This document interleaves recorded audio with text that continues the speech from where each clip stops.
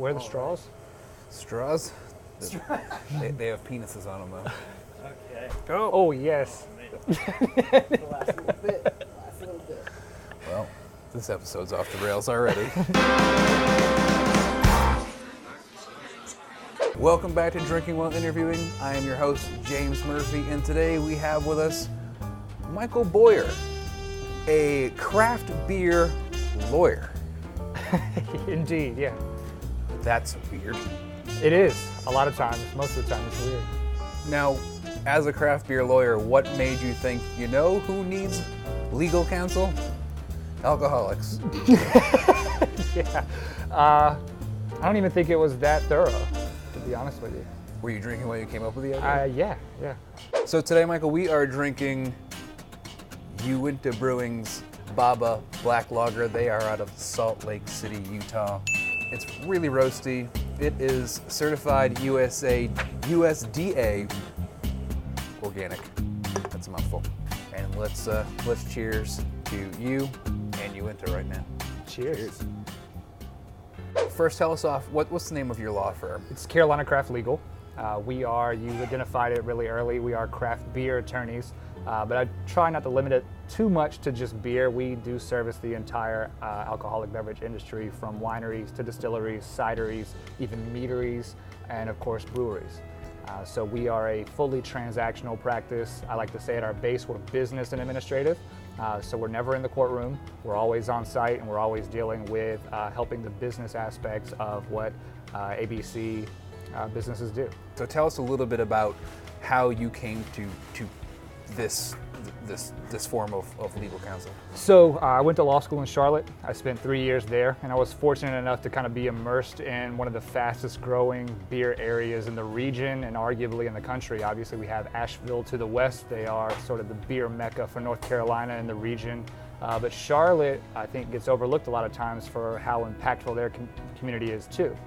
So while I was there, my two partners now, one of them was actually an employee at a local craft beer bar, much like this one, and that sort of became our de facto study space. And while we were all doing our doctrinal courses, going through the clinics respectively for tax and entrepreneurship and community economic development, we had this really interesting overlay and sort of immersion in the beer culture around us. Because my partner who worked there had contacts within the beer industry, we sort of had a unique look and sort of insight into what made these sorts of businesses tick. And we really wanted to be a part of it. It was something we were really passionate about and kind of took to. Based on what I'm hearing, you never pass a bar. I was fortunate enough to pass it on the first try, which was an incredible triumph and jubilant time. That's pretty impressive. Isn't the average like 3 times to pass that? I think there were some former presidents who might have taken it more. Just saying. Just saying.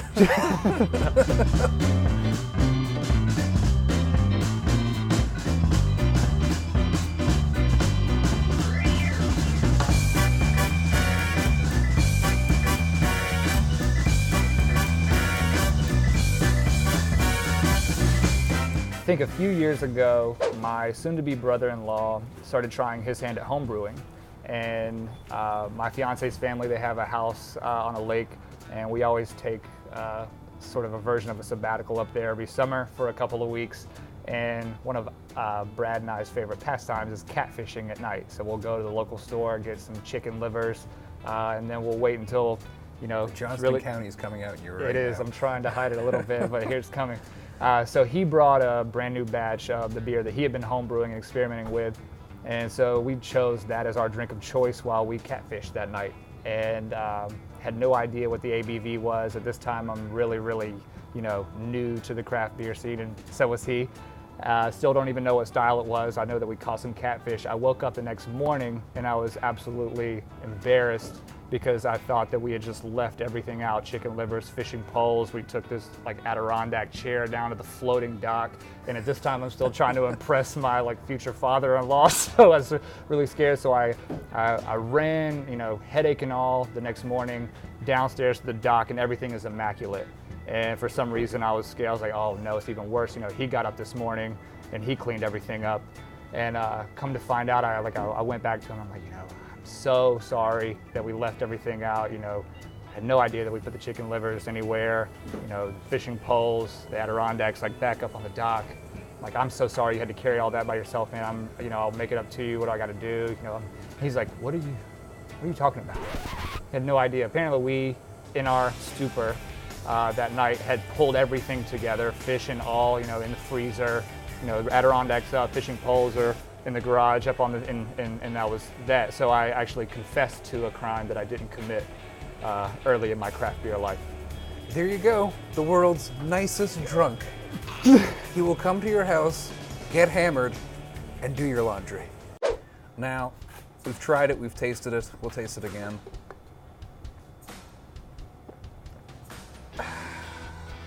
And if you had to rate this beer on a completely arbitrary scale, Like not tight, like loose to like really tight, this is like channel locks.